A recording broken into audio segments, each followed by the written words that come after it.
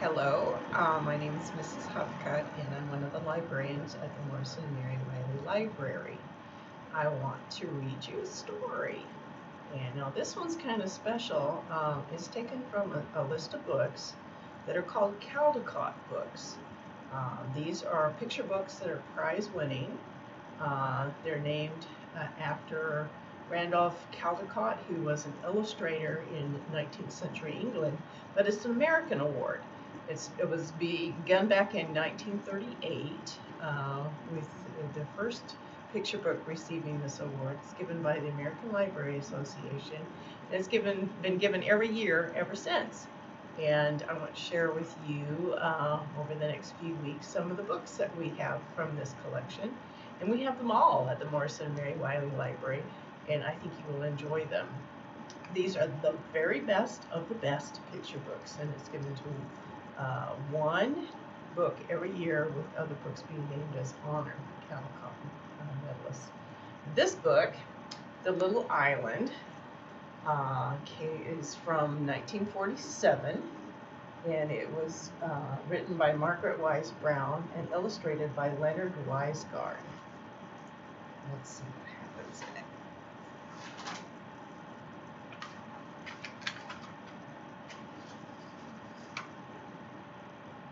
I want you to pay particular attention to the pictures in this one. A little island. There was a little island in the ocean. Around it the winds blew, and the birds flew, and the tides rose and fell on the shore.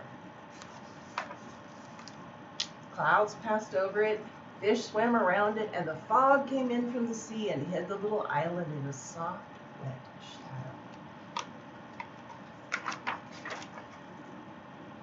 The morning was very quiet on the island, with only the spiders sailing their webs against a gentle wind.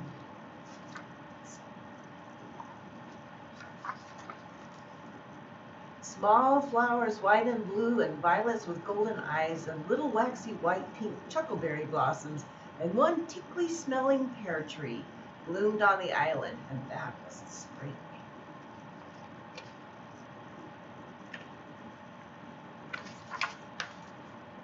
Then one day, all the lobsters crawled in from the sea and hid under the rocks and ledges of the island to shed their shells and let their new ones grow hard and strong in hiding places in the dark.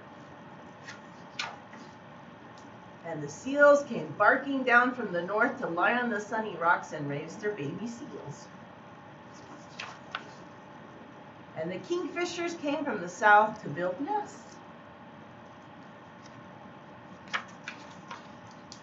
And the gulls hid their eggs on the rocky ledges.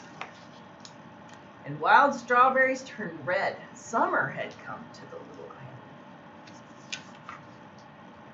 Boats sailed to the little island from far away, and herring and mackerel leaped out of the water, all silver in the moonlight. The seaweed squeaked at low tide, and little green pears grew on the pear tree. A black crow flew over. And a little kitten came to the island with some people on a picnic. The kitten prowled around the island and saw that it was all surrounded by water. "What a little man," said the kitten. "This little island is as little as big is big." "So are you," said the island. "Maybe I'm a little island too," said the kitten. "A little fur island in the air." And he left the ground and jumped in the air. "That is just what you are," said the little island.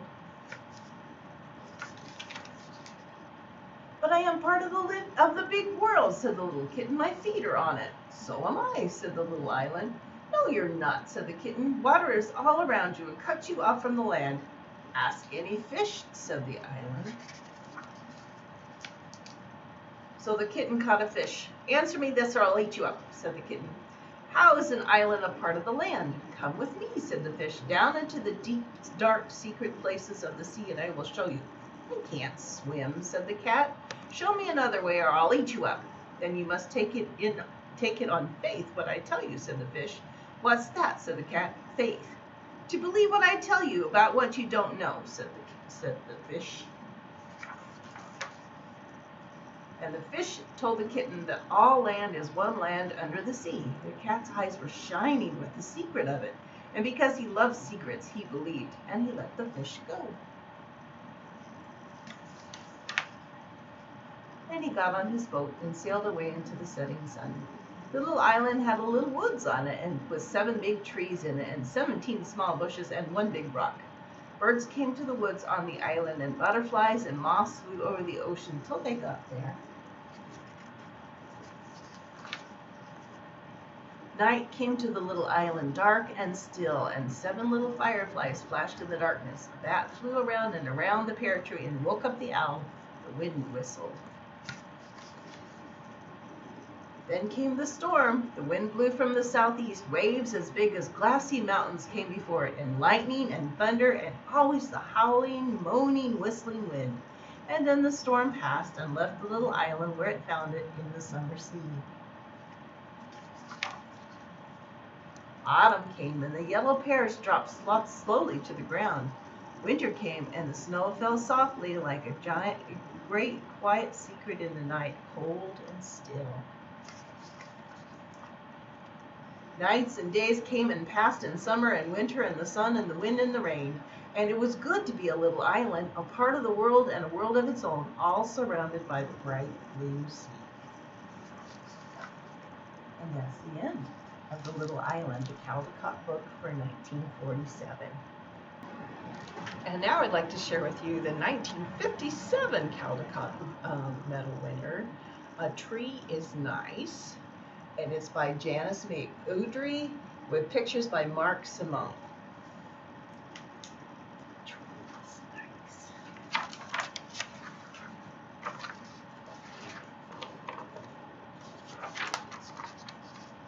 Trees are very nice. They fill up the sky.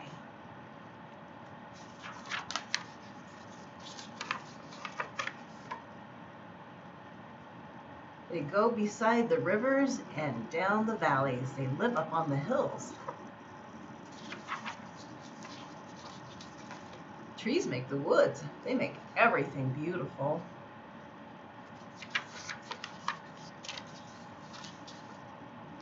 Even if you have just one tree, it is nice too. A tree is nice because it has leaves. The leaves whisper in the breeze all summer long. In the fall, the leaves come down and we play in them. We walk in the leaves and roll in the leaves. We build playhouses out of the leaves. Then we pile them up with our rakes and have a bonfire. A tree is nice because it has a trunk and limbs. We can climb the tree and see over all the yards. We can sit on a limb and think about things, or play pirate ship up in the tree. If it is an apple tree, we can climb it to pick the apples.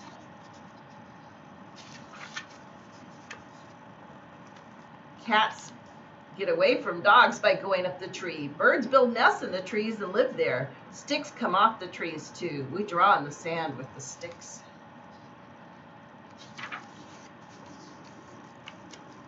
A tree is nice to hang a swing in, or a basket of flowers. It is a good place to lean your hoe while you rest. A tree is nice because it makes shade. The cows lie down in the shade when it is hot.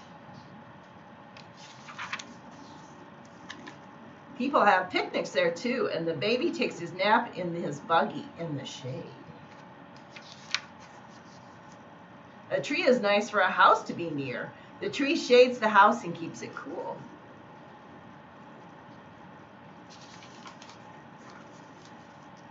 The tree holds off the wind and keeps the wind from blowing the roof off the house sometimes.